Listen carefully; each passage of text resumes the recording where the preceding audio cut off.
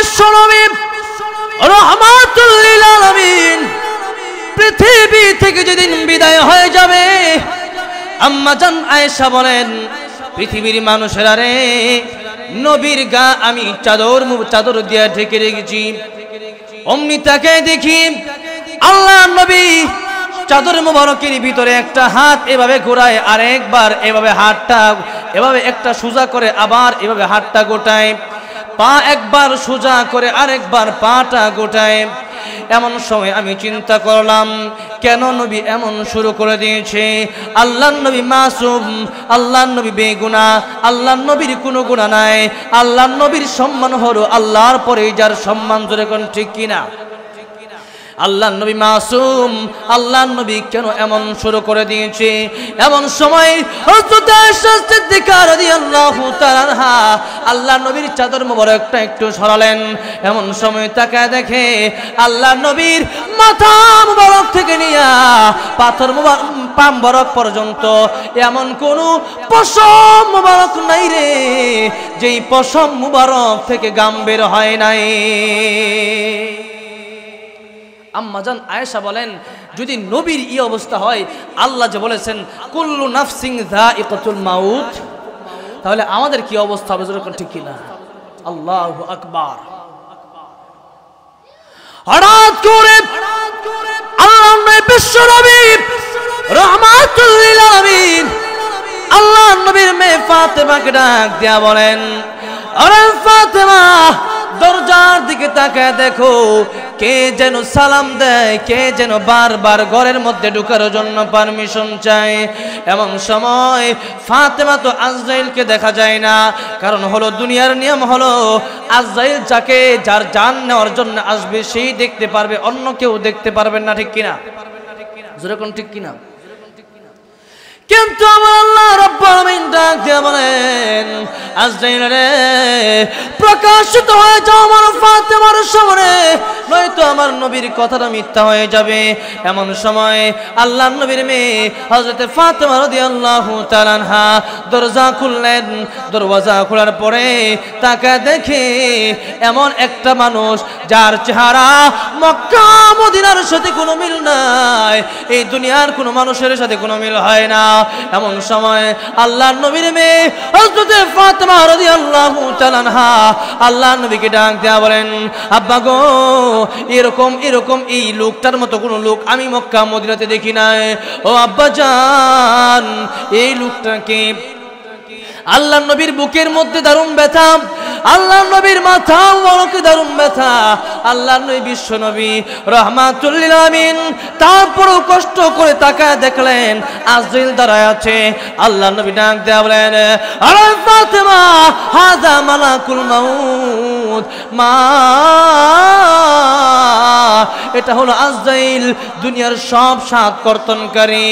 এমন সময় ফাতেমা রাদিয়াল্লাহু তাআলা আনহা ডাক দেয়া বলেন, আব্বা গো, এই লোকটা কেন এসেছে আমার বুঝবার বাকি নাই, নিশ্চয়ই আপনাকে নেওয়ার জন্য এসেছো।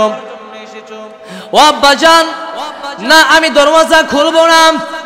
আল্লাহর নবী ডাক দিয়া বলেন, ফাতেমা রে, দরওয়াজা বন্ধ করে রাখতে পারো, আর এটা হলো আমার সম্মান, তোমার বাবার সম্মান, আমি নবীর সম্মান আল্লাহ রাব্বুল আলামিন দান করেছেন, আর নয়তো কিন্তু আজরাইল পারমিশন ছাড়া ঢুকতো। রে ফাতেমা, দরওয়াজা খুলে দাও, দরওয়াজা যদি তুমি খুলে না দাও আজরাইল কিন্তু পারমিশন ছাড়াও ঢুকতে পারে। এই কথাটা বলার পরে আল্লাহর নবীর মেয়ে ফাতেমা দরওয়াজাটা খুলে দিলেন। এমন সময় হযরত আজরাইল দরওয়াজা খুলে এবার প্রবেশ করলেন, আর আল্লাহর নবীকে বললেন, আসসালাতু ওয়াসসালামু আলাইকা ইয়া রাসূলুল্লাহ, ও নবীজি, আপনাকে আল্লাহ রাব্বুল আলামিন নেওয়ার জন্য পাঠিয়েছেন। ওগো নবীজি, আপনি যদি বলেন আপনাকে নিয়ে যাব, আর যদি বলেন না আমি যাব না, আমি দুনিয়ার মধ্যে থাকব, আল্লাহ রাব্বুল আলামিন আপনার হায়াত বাড়িয়ে দিবেন। ওগো নবীজি, আপনি কোনটা বলেন? আল্লাহর নবী বিশ্ব নবী রাহমাতুল লিল আলামিন বলেন, আজরাইল রে তুমি অপেক্ষা করো হাত্তা ইয়াতিয়ানি জিবরাইল, জিবরাইল আসার আগ পর্যন্ত তুমি অপেক্ষা করো। আজরাইল জিবরাইল আসার আগ পর্যন্ত আমি তোমাকে কোনো কথা বলবো না। আল্লাহর নবীর সামনে এমন সময় হযরত জিবরাইল আলাইহিস সালাম উপস্থিত হয়ে গেলেন। আল্লাহর নবী ডাক দিয়া বলেন, জিবরাইল রে আজরাইল তো বলে আমার নাকি যাওয়ার সময় হয়েছে, তুমি কি বলো আমি কি যাব না যাব না? হযরত জিবরাইল আলাইহিস সালাম আল্লাহর নবীকে ডাক দিয়া বলেন, ইয়া রাসূলুল্লাহ ইয়া হাবিবাল্লাহ, ও গো আল্লাহর নবী, ইন্নাকা মাইতু ওয়া ইন্নাহুম মাইতুন। বলেন আল্লাহু আকবার। ও গো নবীজি, আপনারও যেতে হবে, আপনার দুশমনরাও যেতে হবে, আপনিও যাবেন, আপনার দুশমনেরাও কবর যাবে। সুতরাং এই পৃথিবীতে কেউ থাকতে পারবে না, জোরে কোন ঠিক কিনা? এই পৃথিবীতে কেউ থাকতে পারবে? আজরাইল থাকতে পারবে? জোরে কোন? কোন ফেরেশতা থাকতে পারবো? সব মানুষ যখন শেষ, কিয়ামত হয়ে যাবে, আল্লাহ রাব্বুল আলামিন আজরাইলকে ডাক দিয়ে বলবেন, আজরাইল আর কে কে বাকি আছে? আজরাইল আল্লাহ রাব্বুল আলামিনের কাছে ডাক দিয়ে বলবেন, আল্লাহ সব মরে গেছে, মানুষ শেষ, জিন শেষ, এবার বাকি আছে আমার তিনজন কলিগ, একজন হলো জিবরাইল, আরেকজন হলো ইসরাফিল, আরেকজন হলো মিকাইল। আল্লাহ রাব্বুল আলামিন ডাক দেয়া বলবেন, আজরাইল এবার মিকাইলের জানটা কবজ করে ফেলো। হযরত মিকাইলের জানটা কবজ করে ফেলবে। এমন সময় আল্লাহ রাব্বুল আলামিন ডাক দেয়া বলবেন, আজরাইল রে এখন আর কে বাকি আছে? হযরত আজরাইল ডাক দেয়া বলবেন, আমার দুইজন কলিগ আর আমি বাকি আছি, একজন হলো ইসরাফিল, আরেকজন হলো হযরত জিবরাইল আলাইহিস সালাম। এমন সময় দেখা যাবে হযরত ইসরাফিল আলাইহিস সালাম সিংহাটা ফু দিয়েছিল কিয়ামত ঘটানোর জন্য, ওই ইসরাফিল আলাইহিস সালাম ওই সিংহাটা যখন মুখের মধ্যে ধরে রাখবে, এমন সময় হযরত আজরাইল আলাইহিস সালাম তার জানটা কবজ করে ফেলবে। আল্লাহ রাব্বুল আলামিন ডাক দিয়ে বলবেন, আজরাইল এখন আর কে কে বাকি আছে? আজরাইল ডাক দিয়ে বলবেন, আল্লাহ এখন শুধু আমার একজন কলিগ, তার নাম হলো কি? জিবরাইল আলাইহিস সালাম। আল্লাহ রাব্বুল আলামিন বলবেন, এবার জিবরাইলের জান কবজ করে ফেলো। জিবরাইল শেষ। আল্লাহ রাব্বুল আলামিন ডাক দিয়ে বলবেন, আজরাইল রে এখন বলো দেখি আর কে বাকি আছে? আজরাইল ডাক দিয়ে বলবেন, ওগো আল্লাহ এখন শুধু আমি আর তুমি বাকি আছি। আল্লাহ রাব্বুল আলামিন বলবেন, ঠিক আছে এবার তুমিও মরো। সুবহানাল্লাহ কোন? কারণ সব ধ্বংস হয়ে যাবে, বাকি থাকবেন কে? আরেকটু জোরে কোন না কে? কুল্লু মান আলাইহা ফান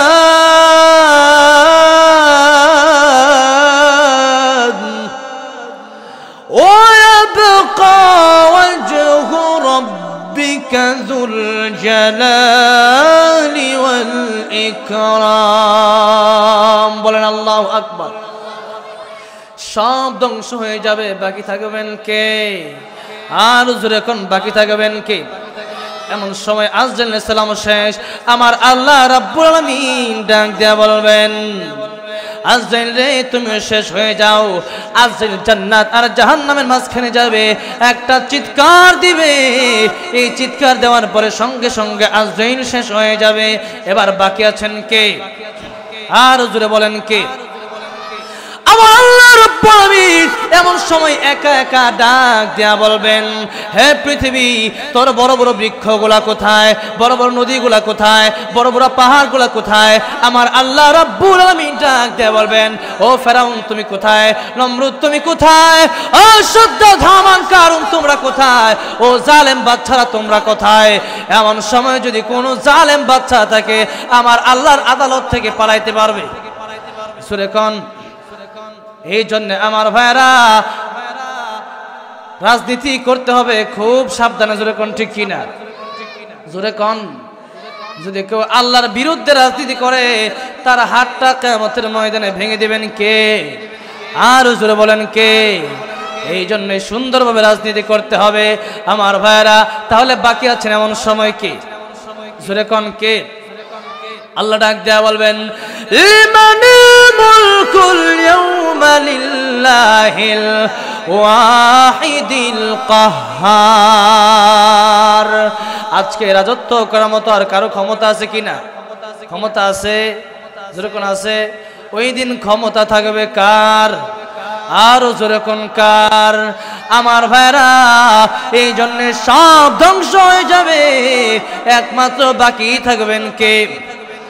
আমার ভাইরা, এমন সময় জিব্রাইল ডাক দেয়া বলতেছেন ওগো নবীজি, সব কিছু শেষ হয়ে যাবে, আপনার দুনিয়া থেকে বিদায় নিতে হবে। আল্লাহর নবী বিশ্ব নবী রাহমাতুল আলামিন কান্দা আরম্ভ করে দিলেন। আল্লাহর নবীকে ডাক দেয়া বলেন জিব্রাইল, ইয়া রাসূলুল্লাহ, ইয়া হাবিবাল্লাহ, ওগো আল্লাহর নবী, আপনি কেন কান্দেন? ওগো নবীজি, আপনি কি ফাতেমার জন্য কান্দেন? আল্লাহর নবীকে ডাক দেয়া বললেন, ফাতিমা সাইয়্যিদাতু নিসাই আহলিল জান্নাহ, ফাতেমাকে আমার আল্লাহ রাব্বুল আলামিন আগে জান্নাতের টিকিট দিয়ে দিয়েছেন। ওগো নবীজি, ফাতেমার জন্য আপনার কাঁদতে হবে না। আল্লাহর নবী গো, তাহলে আপনি কার জন্য কাঁদেন? নবী ডাক দেয়া বলেন, আমি ফাতেমার জন্য কাঁদি না। ওগো নবীজি, আপনি কি হাসান হুসাইনের জন্য কাঁদেন? আল্লাহর নবী বিশ্ব নবী রাহমাতুল লিল আলামিন বলেন, আরে জিবরাইল, আমি কিন্তু হাসান হুসাইনের জন্য কাঁদি না। আল্লাহর নবীকে ডাক দেয়া বলেন, ওগো নবীজি, আপনি তাহলে কার জন্য কাঁদেন? আল্লাহর নবী ডাক দেয়া বলেন, আরে জিবরাইল শোনো, আমি কোন হাসান হুসাইনের জন্য কাঁদি না, আমার মেয়ে ফাতেমার জন্য কাঁদি না। আমি কেন কাঁদি জানোনি? আমি কাঁদি আমার গুনাহগার উম্মতের জন্য। আর জোরে কোন সুবহানাল্লাহ। হে রাসূল, তোমাকে ভুলি আমি কেমন করে, হাজারো ব্যথা বেদনার পরে ফিরে আসনি তুমি আপন ঘরে, দিনের আলো তুমি ছড়িয়ে দিতে, চলে গেলে মদিনায় মক্কা ছেড়ে। হে রাসূল, তোমাকে ভুলি আমি কেমন করে, বলেন না হে রাসূল।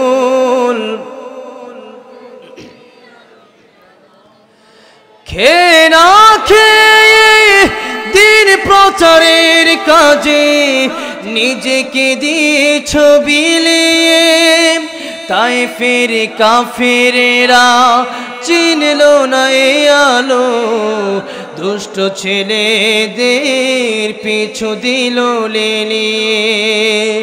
পাথরের আঘাতে ক্ষত বিক্ষত হয়ে সারা শরীর থেকে রক্ত ঝরে। হে রাসূল, তোমাকে ভুলি আমি কেমন করে। হে রাসূল, তোমাকে ভুলি আমি কেমন করে। বলেন না মারহাবা। আমার ভাইরা, তাহলে সবচেয়ে বেশি ভালোবাসতে হবে কাকে? যেরকম বিশ্ব নবীকে। কারণ হইলে নবী কিন্তু আপনার কথা, আমার কথা মৃত্যুর সময় চিন্তা করেছেন, ঠিক কিনা? আমার ভাইরা, এমন সময় অন্তত আজকে ডাক দিয়ে বলেন, ইয়া রাসূলুল্লাহ, ইয়া হাবিবাল্লাহ, শুনেন ওগো নবীজি, আপনার কাঁদতে হবে না, আপনার উম্মতের জন্য কাঁদতে হবে না। কারণ হলো আপনার উম্মত যদি একটা বারো দুরূদ শরীফ পড়ে, আপনার নামে যদি দুরূদ আর সালাম পড়ায়, আমি তো আছি। আল্লাহ রাব্বুল আলামিন একজন ফেরেশতা তৈরি করে রেখেছেন, যত মানুষ দরুদ আর সালাম পাঠাবে, ওই ফেরেশতাটা তার নাম সহ, তার বাবার নাম সহ, তার দাদার নাম সহ, তার 14 গোষ্ঠীর নাম সহ ও তার নামটা আল্লাহ নবীর দরবারে সঙ্গে সঙ্গে পৌঁছে দেয়। আমার নবী ডাক দেয়া বলেন, আজরাইল রে, এই জন্য আমি কান্দি না, আমার উম্মতের সালাম আর দুরূদ আসবে আর নাকি আসবে না, এই জন্য আমি কান্দি না। তাহলে কেন কান্দেন? আল্লাহ নবী ডাক দেয়া বলেন, আমার উম্মত যদি ভালো থাকে আমার কাছে তো খবর পৌঁছার দরকার নাই। কারো মা বাবা যদি তাকে ছেলেকে বিদেশ পাঠায়, ছেলে যদি খবর নাও নেয়, কিন্তু তার মা বাবা যদি জানতে পারে, আমার ছেলে যদি আমার খবর নেয় না, অন্য কারো মাধ্যমে যদি জানতে পারে আমার ছেলে খুশি আছে, তাহলে কিন্তু মা বাবার অন্তরটা কিন্তু ভালো থাকে। যেরকম ঠিক কিনা? এই জন্যে আমার ভাইরা আল্লাহ নবী ডাক দেয়া বললেন, আমার উম্মতের দুরূদ আর সালাম আসবে কি আসবে না, এই জন্য আমি কান্দি না। আরে জিবরাইল, আমি কেন কান্দি জানোনি? আমার উম্মত আল্লাহ রাব্বুল আলামিন আগেই তো বলে দিয়েছেন, ওয়া মা কানাল্লাহু লিউআযিবাহুম ওয়া আনতা ফীহিম। ও নবীজি, আপনি যতদিন আছেন ততদিন আমি আপনার উম্মতদেরকে কোনো আযাব আর গজব দিব না। এই জন্য আমি কান্দি, আমি এই দুনিয়া থেকে চিরতরে বিদায় হয়ে যাওয়ার পরে আমার উম্মতকে আমার আল্লাহ রাব্বুল আলামিন যদি কোনো গজব দিয়ে আযাব দিয়ে শেষ করে দেয়, তাহলে আমার উম্মত কার কাছে যাবে? আল্লাহ রাব্বুল আলামিন হযরত জিবরাইলকে ডাক দেয়া বলেন, জিবরাইল রে, আমার নবীর চোখের পানি মুছে দাও। বলো, আমার নবীর পানি, আমার নবীর চোখের পানি মুছে ফেলতে জানায় দাও। আমি বলে দিলাম, আমার নবীর যত উম্মত আছে, আমার নবীর ইন্তেকালের পরে আমি আল্লাহ রাব্বুল আলামিন তার উম্মতের জিম্মাদার হয়ে গেলাম। আমার ভাইরা, এমন সময় আল্লাহ নবী হযরত আজরাইলকে ডাক দেয়া বলেন, রায় আজরাইল, এবার তুমি আমার জানটা কবজ করো। হযরত আজরাইল এবার হাতটা রাখলেন।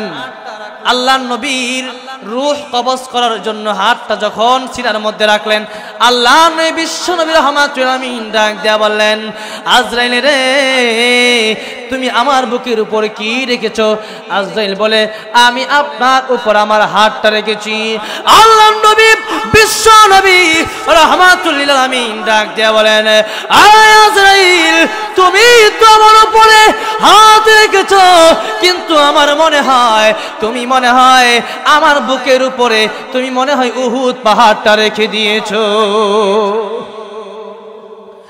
আমার ভাইরা, এই জন্য মৃত্যুর যন্ত্রণা থেকে কেউ রেহাই পাবে না। মৃত্যুর যন্ত্রণা সবার বুক করতে হবে, কিন্তু যদি কোনো মুমিন বান্দা হয় তার কষ্ট হবে ঠিক, কিন্তু সেই কষ্ট টের পাবে না। যেরকম ঠিক কিনা? আমার ভাইরা, যদি কোনো মুমিন ব্যক্তি হয়, সে কেন কষ্ট টের পাবে না? একটা উদাহরণ দিব।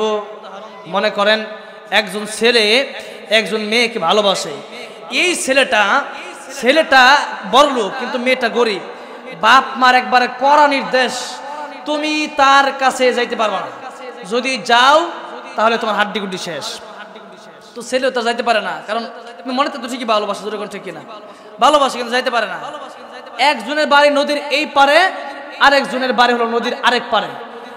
এই লোকটা যাইতে পারে না, কিন্তু হঠাৎ করে এক সময় যখন শীতের দিন আসলো, তখন এই মাঘ মাসের শীতে, কনকনা শীত, আবার কুয়াশা টপটপ করে পড়তেছে। এই ছেলে এখন চিন্তা করলো, আজকেই সুযোগ, আজকে রাত্রেই সুযোগ, আর না হলে আর যাওয়া যাবে না। এই ছেলে কি করছে? দরজা দিয়ে বের হয় নাই, জানালা দিয়ে বের হইছে। কই দিয়া? কি দিয়া? জানালা দিয়ে বের হইছে।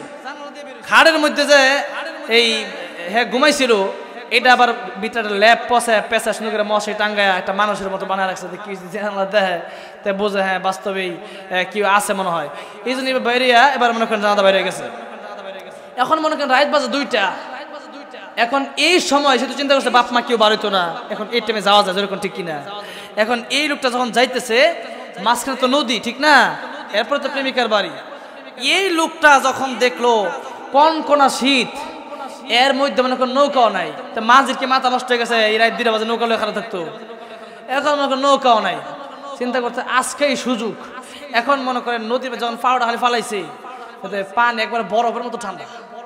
এখন যখন পাও দিছে, এখন মনে করেন তো অবস্থা খারাপ, শীতে মনে করেন পুরা সব গায়ের পশম সব দাঁড়ায় গেছে, এদিকে মনে করেন একবার দাঁত সব কাঁপাকাঁপি শুরু হয়ে গেছে, বুঝেন নাই? দেখেন তো, এটা তো আমি শীত না হলে তোরা কইতে পারতাম না, ঠিক না? তখন বেশি শীত করে দাঁত খালি কামড় লাগে, ঠিক না? কিন্তু এখন তো বুঝতে পারতাম না, তখন মনে করেন তার এই অবস্থা। এখন মনে করেন এই লোকটা পানির মধ্যে নামছে, যত সামনে আগায় তার কষ্ট লাগে না খুশি লাগে? খুশি লাগে। আরে খুশি লাগতো না, তার প্রেমিকা লোক আজকে দেখা করতেছে অনেকদিন পরে, ঠিক না? এখন মনে করেন তার কষ্ট লাগে না খুশি লাগে? খুশি লাগে। কারণ হইল অনেকদিন পরে যত কষ্টই হোক এই কষ্ট সব বিসর্জন হয়ে যায় তার প্রেমিকাকে দেখার জন্য, কোন ঠিক কিনা? ঠিক তেমনি ভাবে যখন নাকি মুমিন বান্দার যখন জানটা কবজ করা হয়, এই লোকটা যখন তার আল্লাহর দরবারে যায়, তার প্রেমিকের কাছে যায়, তখন এই কষ্ট তার কাছে কষ্টই মনে হয় না। আল্লাহর সালাম পাওয়ার পরে আল্লাহ রাব্বুল আলামিন পাগল ছিল সে সবচেয়ে বেশি। এই জন্য যতই কষ্ট হোক না কেন, এই লোকটা আল্লাহর পাগল হওয়ার কারণে, আল্লাহর প্রেমে পড়ার কারণে এই লোকটা সব দুঃখ বলে যায়, যেরকম ঠিক কিনা আমার ভাইরা? এই জন্য মুমিন ব্যক্তির কোনো কষ্ট হয় না, যেরকম ঠিক কিনা? এক লোক কাজ করতেছে, ইট খোলা মধ্যে কাজ করে, দেখছেন আপনারা? ইট খোলা মধ্যে কাজ করে, আগে তো এরকম বেকুমেকে ছিল না, মেশিন ছিল না, তখন মনে করেন হাত দিয়া পাতি কি বলে এটা, খাসা, এগুলা দিয়া মনে করেন মাথার উপরে নিচে নেওয়ার পরে কাজ করতেছে। প্রতিদিন কাজ করে তার পাতির মধ্যে মনে করেন 8টা ইট নেই, আজকাল নিচে 12টা 14টা কইরা। তো এখন খালি যে তুমি এই আর তাড়াতাড়ি দাও ইট আরো বেশি করে দাও। অন্য দিন 8টা নেই তার খবর হয়ে যায়, কিন্তু আজকে তার 12টা নিতে খবর হইতেছে না।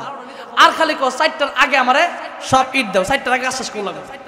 তো যারা কাজ করে এরা তো আবার খালি প্রতিদিন এই কথা না, আজকে হঠাৎ করে এই কথা কেলে এখন কি ব্যাপার, কি তুমি 4টার আগে ক্লিয়ার করতো? 4টার আগে মানে কি? এই লোকটা ডাক দেখ মানে কিছু কয় না, তার তো একটা আছে নিয়ত, একটা আছে, ঠিক না? 4টা পরে একটা কাজ আছে না, তার কি কাজটা এটা পরে বুঝবেন। তো এখন হঠাৎ কইরা তার মনে করেন এই লঙ্গির তলে একটা কাগজ একটা রয়েছে, কাগজটা আস্তে করে পড়ে গেছে।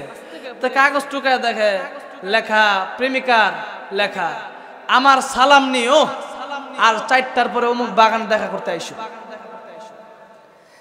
এই খুশিতে 4টা পর আজকে অনেকদিন পরে দেখা করবো, এই খুশিতে তার সব কষ্ট সে ভুলে যায়, যেরকম ঠিক কিনা? যেরকম ঠিক কিনা? আল্লাহর নবী বিশ্ব নবী রাহমাতুল আলামিন বলেন, আবু বকর, মুমিন ব্যক্তির মৃত্যুটা কত সহজ হবে।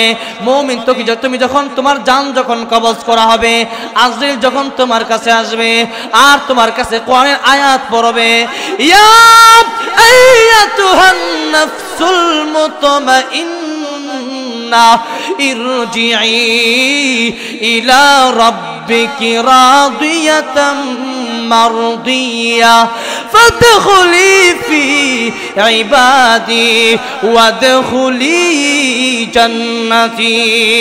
পড়েন না সুবহানাল্লাহ। আর আল্লাহর সালাম দেবে, সালামুন কাওলাম মির রাব্বির রাহিম।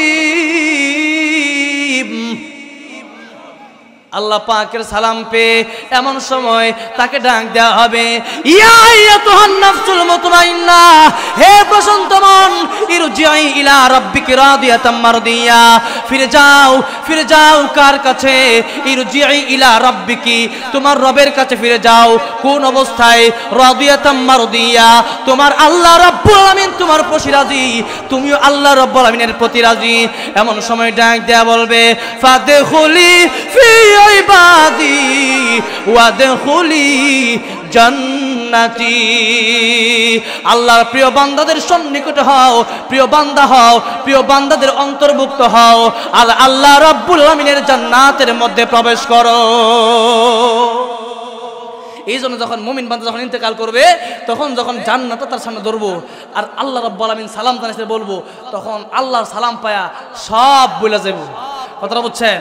এখন মনে করেন যারা বদকার, তাদের জানটা বের করার সময় তার ভিতরে মনে হবে তার পুরা শরীর এক একটা ছাগলের, একটা জীবন্ত ছাগলের, এক একটা জীবন্ত বকরির এক একটা চামড়া যদি টানা হয়, আর যত কষ্ট হবে তার চাইতে বেশি কষ্ট হবে একটা বদকারের। আমার ভাইরা, এই জন্যে মানুষ বেঁচে থাকে তার নেক আমল এবং বদ আমলে, যেরকম ঠিক কিনা?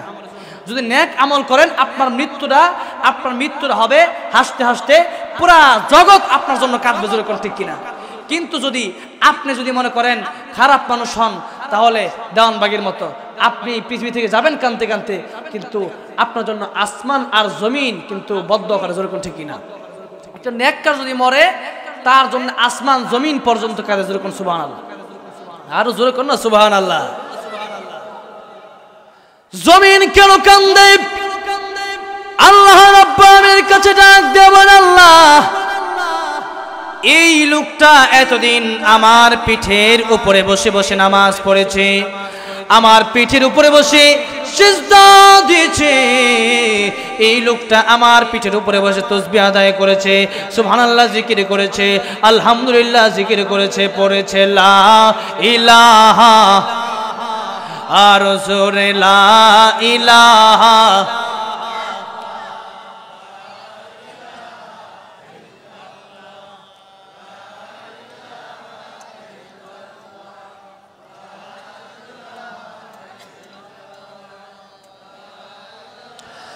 লা ইলাহা ইল্লাল্লাহু মুহাম্মাদুর রাসূলুল্লাহ। পড়েন সাল্লাল্লাহু। আমার ভাইরা, এই জন্য জমির কান্দে আর আল্লাহকে ডাক দেওয়ার, আল্লাহ এই লোকটা তো জিন্দেগির জন্যে এই পৃথিবী থেকে বিদায় হয়ে গিয়েছে, এই লোকটা তো আর জিন্দেগিতে আমার পিঠের উপর বসে বসে সিজদা দিবে না, আমার পিঠের উপরে বসে আর নামাজ পড়বে না, এই জন্যে জমিন কান্দে। এমন সময় আসমান কান্দে। আসমান কেন কান্দে? প্রতিদিন ফজরের পরে আর আসরের নামাজের পরে মানুষের নেক আমল এবং বদ আমল আল্লাহর দরবারে নিয়ে যাওয়া হয়। যদি কোনো মানুষের নেক আমল আল্লাহ রাব্বুল আলামিনের দরবারে নিয়ে যাওয়া হয়, ওই আসমানটার মধ্যে নেক আমলের সুঘ্রাণে আকাশটা মুখরিত হয়ে যায়। আর যদি তার বদ আমল হয়, ওই আমলটার কারণে আকাশটা দুর্গন্ধে তার আকাশ নষ্ট হয়ে যায়। আমার ভাইয়েরা, এই জন্য আসমান কান্দে, আল্লাহ এই লোকটা তো আর জিন্দেগিতে এই লোকটার নেক আমল আমার কাছ দিয়ে যাবে না, আল্লাহ এই লোকটা চিরতরে বিদায় হয়ে গেছে, এই লোকটার নেক আমলের সুঘ্রাণ তো আমি আর পাবো না, এই জন্য আসমান কান্দে। আমার ভাইরা, এই জন্য শুন, নেককার এবং বদকার আমরা কোনটা হতে চাই? আর জোরে কোনটা হতে চাই? আমার ভাইরা, এই জন্য কবরের সামান যদি না নিয়ে যায় তাহলে কিন্তু আমার ভাইয়ের অবস্থা খারাপ।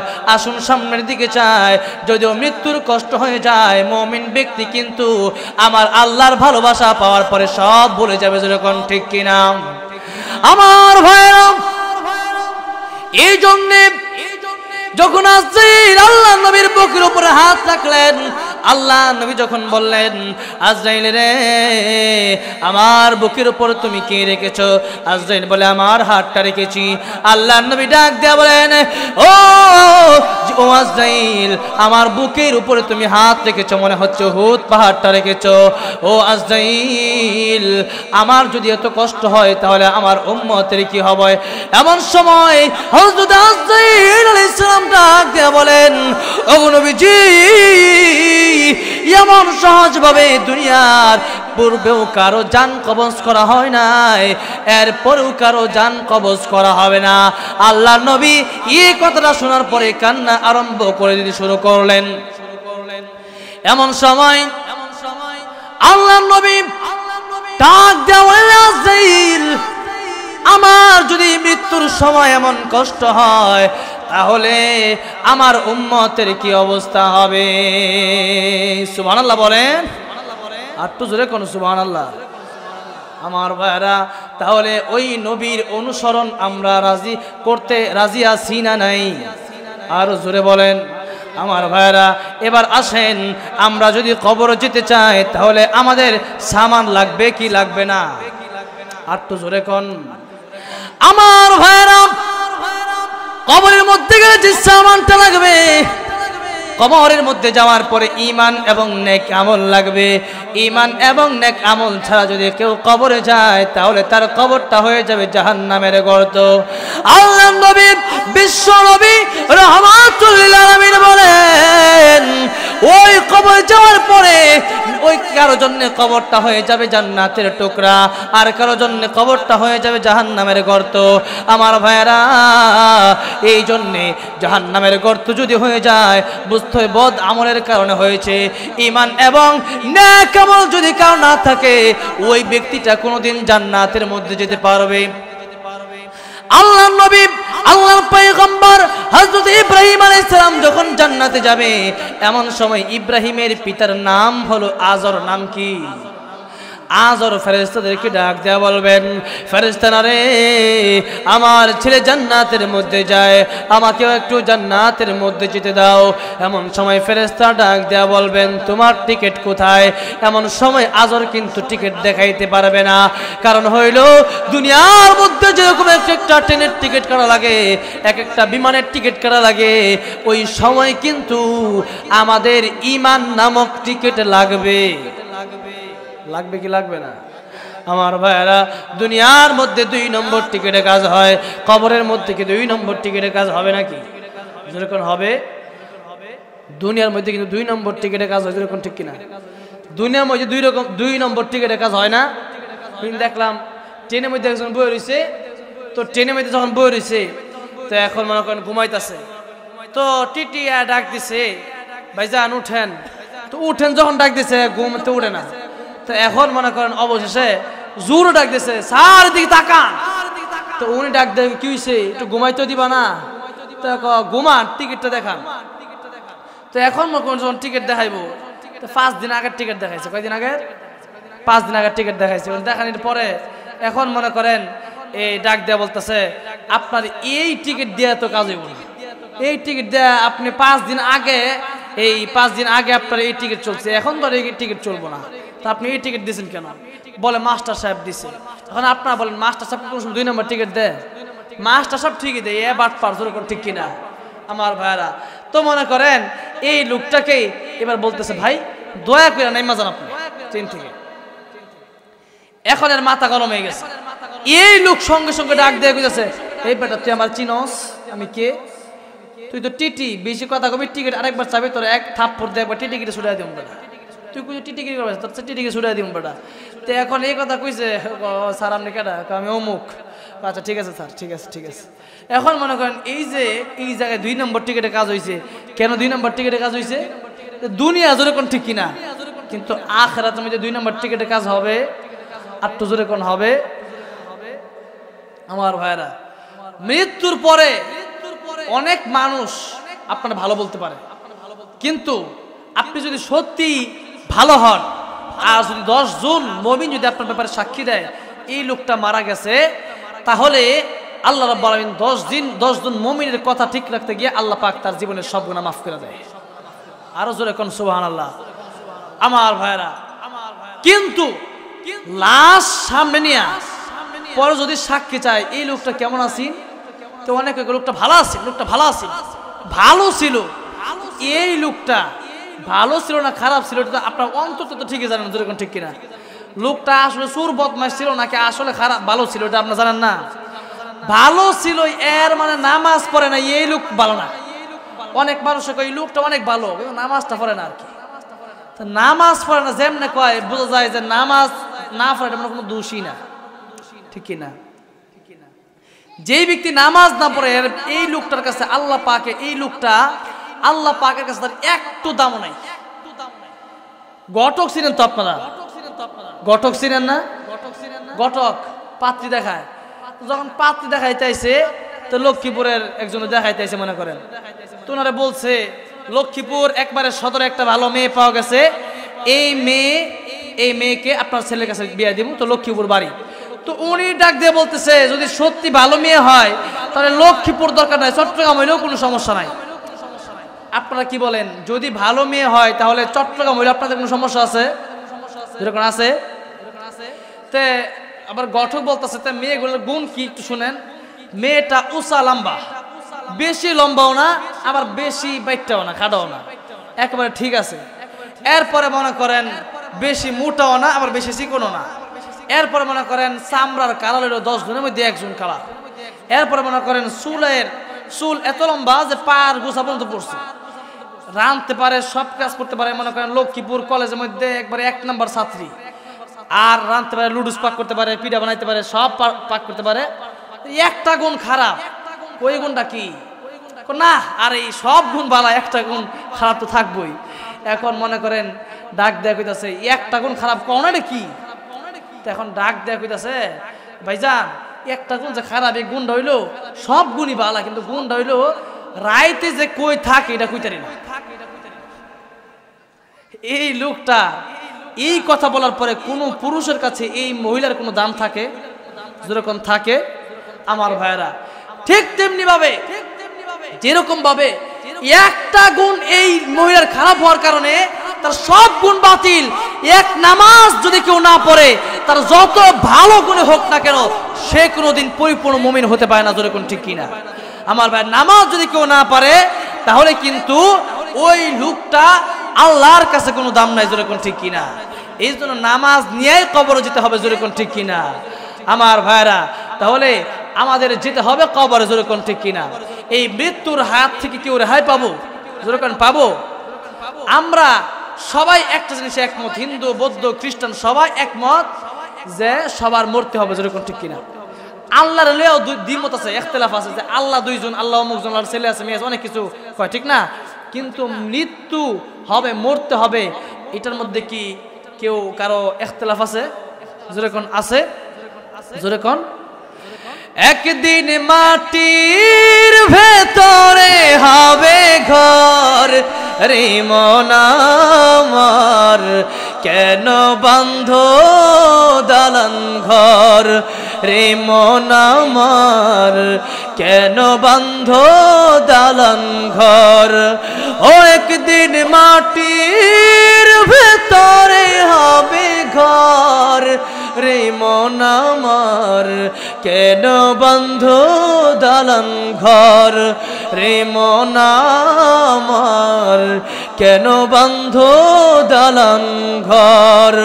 প্রাণ পাখি উড়ে যাবে পিঞ্জর ছেড়ে, ধরা দমে সবই রবে তুমি যাবে চলে।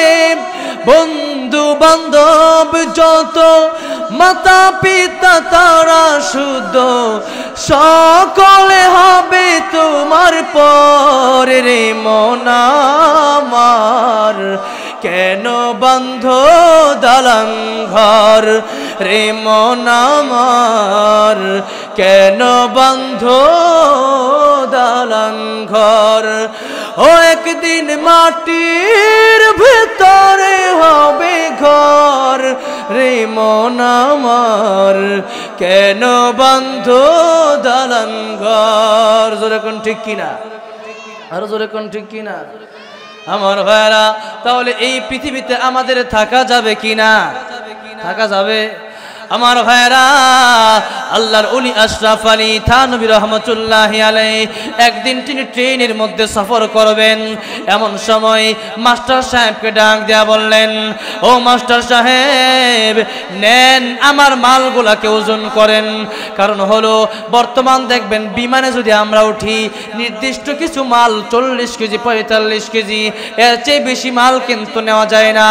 ঠিক তেমনি ভাবে আগের জামানায় ট্রেনের মধ্যে যারা উঠতো তাদের মালগুলা ট্রেনের মধ্যে বেশি নেওয়া যেত না, নির্দিষ্ট একটা ওজন ছিল, এই ওজন অনুযায়ী মাল নিয়ে যেতে হতো। এমন সময় আল্লাহর ওলি আশরাফ আলী থানভী রহমাতুল্লাহি আলাইহি ডাক দেয়া বললেন, মাস্টার সাহেব, এই যে নেন আমার মালগুলা একটু মাপেন। মালগুলা মাপা হলো, মালগুলা মাপার পরে প্রায় 10 কেজি মাল বেশি হয়েছে। জোরে কোন কয় কেজি? 10 কেজি মাল বেশি হয়েছে। এমন সময় আশরাফ আলী থানভী রহমাতুল্লাহি আলাইহি 10 কেজি মাল বেশি যখন হয়েছে, এমন সময় মাস্টার সাহেবকে 10 কেজির টাকা দিয়ে বললেন, মাস্টার সাহেব নেন আপনার 10 কেজির টাকা। এই 10 কেজির টাকা দিয়ে দিলাম। মাস্টার সাহেব ডাক দিয়ে বললেন, হুজুর আপনি তো একজন আল্লাহর ওলি, বর্তমানে উম্মতদের ডাক্তার, হাকিমুল উম্মত। ওগো আল্লাহর ওলি, না না না আপনার টাকা লাগবে না। এই কথাটা বলার পরে আল্লাহর ওলি আশরাফ আলী থানভী রহমাতুল্লাহি আলাইহি ডাক দিয়ে বললেন, মাস্টার সাহেব আপনার স্টেশন কোন পর্যন্ত? যদি স্টেশনে যাওয়ার আগে আমাকে যদি গাড়ির মধ্যে টিটি যদি আমাকে জিজ্ঞাসা করে, ও আশরাফ আলী তোমার যে 10 কেজি মাল বেশি হয়েছে এর টিকিটটা কোথায়? আল্লাহর ওলি ডাক দিয়ে বললেন, ওগো আল্লাহর ওলি আশরাফ আলী থানভী। মাস্টার সাহেব ডাক দিয়ে বললেন, আল্লাহর ওলি জান জান আমি বলে দেব, আমি বলে দেব আপনার টিটিকে, আমার টিটিকে আমি বলে দেব, আমার টিটিকে আমি বলে দিলে আপনাকে আর ধরবে না।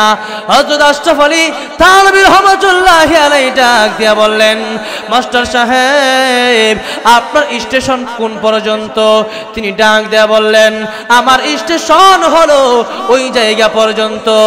আল্লাহর ওলি আশরাফ আলী থানভী রহমাতুল্লাহি আলাইহি ডাক দিয়ে বললেন, মাস্টার সাহেব না আমার স্টেশন কোনো দুনিয়ার কোনো জায়গা পর্যন্ত না, আপনার স্টেশন হলো কবরে, আপনার স্টেশন হলো দুনিয়ার জমিনের উপরে, আমার স্টেশন শুরু হয়ে যাবে কবরের ভিতরে। তো জোরে কর না সুবহানাল্লাহ। আমার স্টেশন, ওই স্টেশনের মধ্যে কোনো টিটি থাকবে না। আল্লাহর ফেরেশতা যদি আমাকে জিজ্ঞাসা করে, আশরাফ আলী তুমি কেন সরকারি মালের টাকা দাও নাই, ট্রেনের মধ্যে মাল নিয়ে কিছু সম্পর্ক হলো এই জন্য টাকা দাও নাই, ও আশরাফ আলী এর জবাব আজকে আমি দাও, তুমি দাও। কিয়ামতের ময়দানে আমি আশরাফ আলী জবাব দিতে পারবো না, এই জন্য আমার টাকাটা তুমি নিয়ে নাও। এই জন্য আশরাফ আলী থানভী রহমাতুল্লাহি আলাইহি টাকাটা দিয়ে দিলেন। আমার ভাইয়েরা এই জন্য আসেন 2 নম্বর টিকিট কি কিয়ামতের ময়দানে কাজ হবে? যখন কাজ হবে 2টা জিনিস লাগবে জান্নাতের মধ্যে যেতে হলে। যখন কয়টা? জোরে কোন। এই টিকিটটার নাম আমার আল্লাহ রাব্বুল আলামিন বলে দিয়েছেন। আল্লাহ রাব্বুল আলামিন বলেন, ইন্নাল্লাযীনা আমানু ওয়া আমিলুস সালিহাত লাহুম জান্নাতুন তাজরি মিন তাহতিহাল আনহার যালিকাল ফাওজুল কাবীর।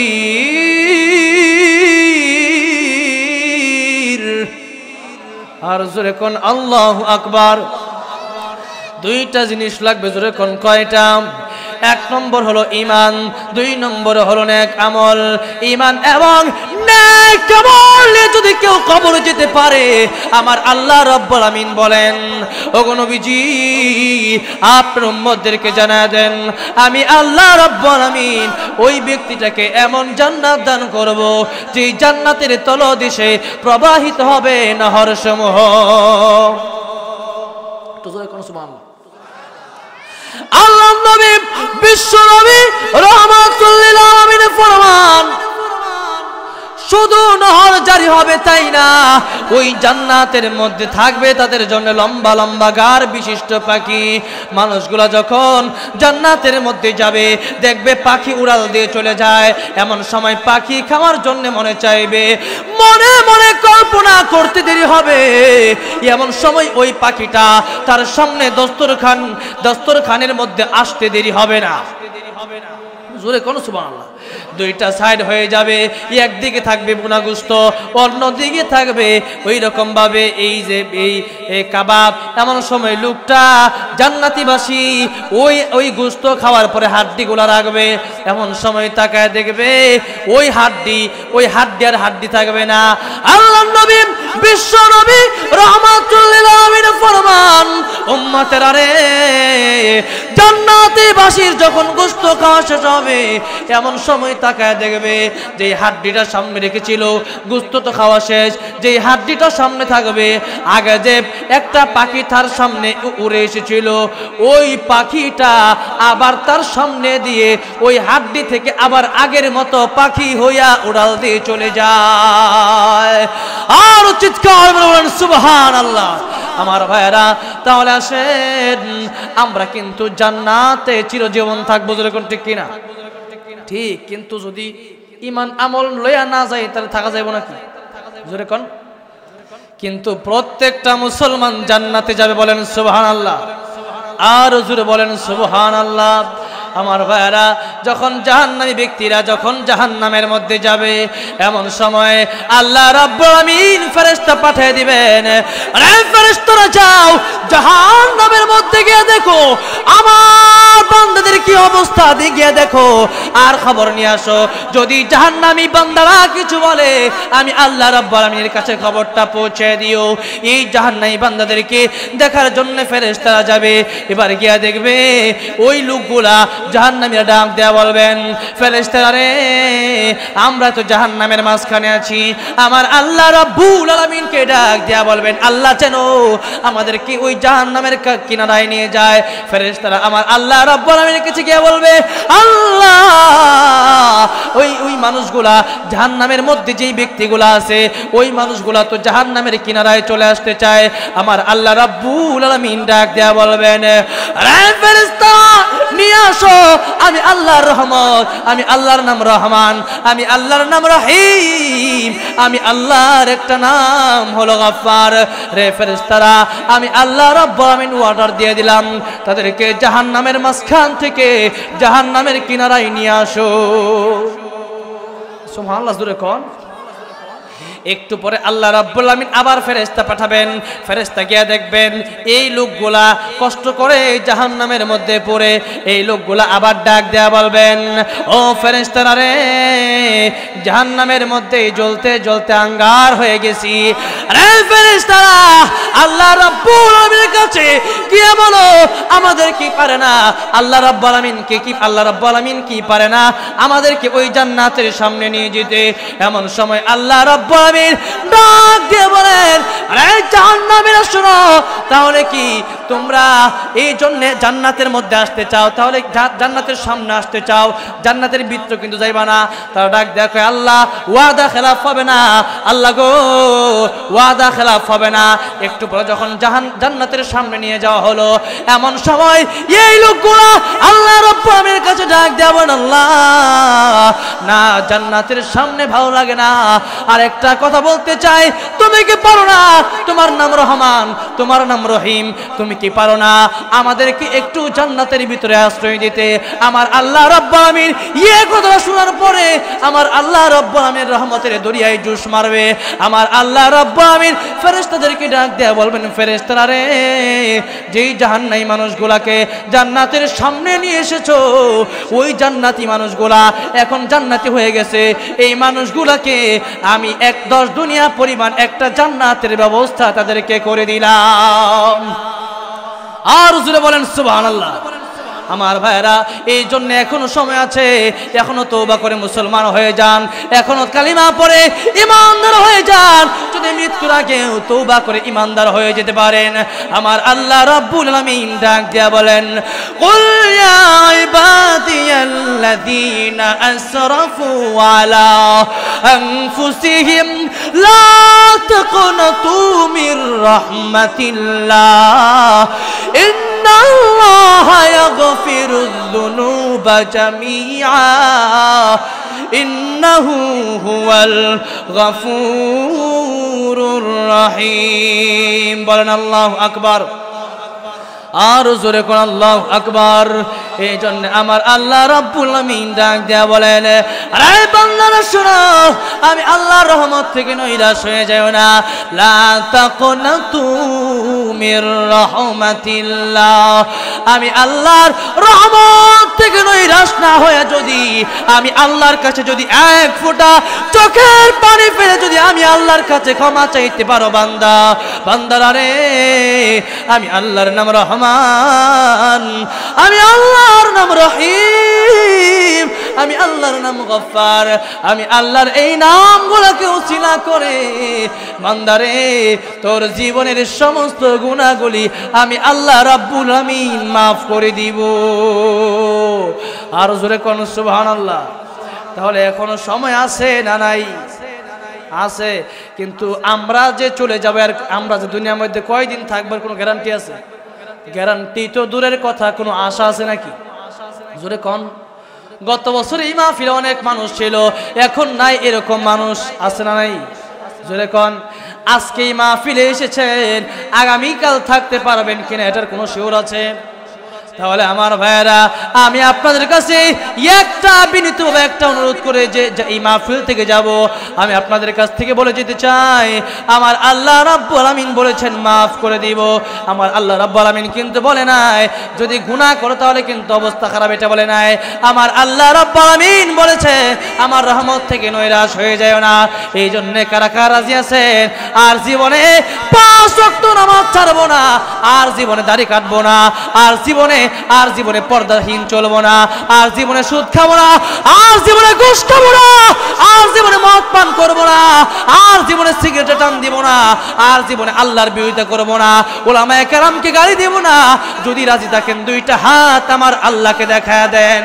আল্লাহ রাব্বুল আলামিন তাকে দেখো, লক্ষ্মীপুরের হাজার হাজার মুসলমান তোমার জন্য পাগল পারা হয়ে বলেছে আর জীবনে নামাজ ছাড়বে না, আর জীবনে দাড়ি কাটবে না।